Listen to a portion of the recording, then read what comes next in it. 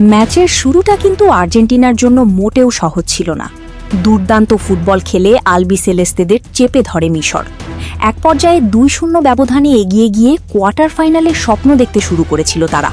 কিন্তু এরপরই যেন ম্যাচের চিত্রনাট্য বদলে যেতে শুরু করে। আর্জেন্টিনা এক এক করে গোল শোধ করে ম্যাচে ফেরে। তবে ম্যাচের আসল নাটকীয়তা তখনও বাকি ছিল। ম্যাচের তখন ১৯ মিনিট। স্পটকিক থেকে সমতায় ফেরার সুবর্ণ সুযোগ আর্জেন্টিনার সামনে। এই সুযোগই কিনা মেসি কাজে লাগাতে পারলেন না। তার শট দুর্দান্ত দক্ষতায় রুখে দেন মিশরীয় গোলকিপার মোস্তফা শোবের। মেসি ভেবেছিলেন তার এই পেনাল্টি মিসি দলকে হারিয়ে দেবে। যদিও পরের গল্পটা ভিন্ন। ৭৯ মিনিট পর্যন্ত ২-০ গোলে পিছিয়ে থাকা আর্জেন্টিনা ম্যাচটি জিতেছে ৩-২ গোলে। মেসি নিজে এই ৩ গোলের মধ্যে একটি করেছেন, আরেকটি করিয়েছেন। এরপরও পেনাল্টি মিসের আক্ষেপ কাটেনি মেসির। ম্যাচ শেষে মিক্সড জোনে সাংবাদিকদের সঙ্গে মেসির কথাতে সেটিই ফুটে উঠল। পেনাল্টি মিস করার পর আমি ভীষণ রেগে গিয়েছিলাম নিজের ওপর। যেভাবে আমি শটটা নিয়েছি তাতে আমার মনে হচ্ছিল আমি পুরো দলকে ডুবিয়ে দিলাম।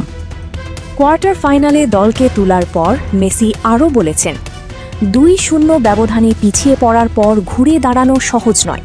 পরবর্তী রাউন্ডে যেতে পেরে আমি খুশি, এবং যেভাবে আমরা এটা করেছি তা নিয়েও। ২-০ হওয়ার পর পরিস্থিতি কঠিন হয়ে গিয়েছিল, এবং আবারও ম্যাচটি নিজেদের দিকে ঘুরিয়ে নেওয়াটা অনেক রোমাঞ্চকর যাত্রা ছিল। মেসি এর আগেও আর্জেন্টিনার মানসিক শক্তি নিয়ে কথা বলেছেন।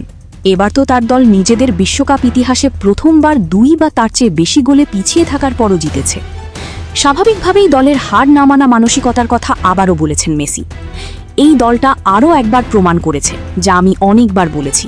আর আমি এটা জানি কারণ আমি ওদের চিনি। আমি জানি ওরা কিভাবে কাজ করে। এই গ্রুপটি লড়াই করতে বা বিশ্বাস রাখতে জানে। ওদের পাশে থাকাটাও আমার জন্য একটি সম্মানের বিষয়। আমরা যে কোনো দলের বিরুদ্ধে লড়াই করব।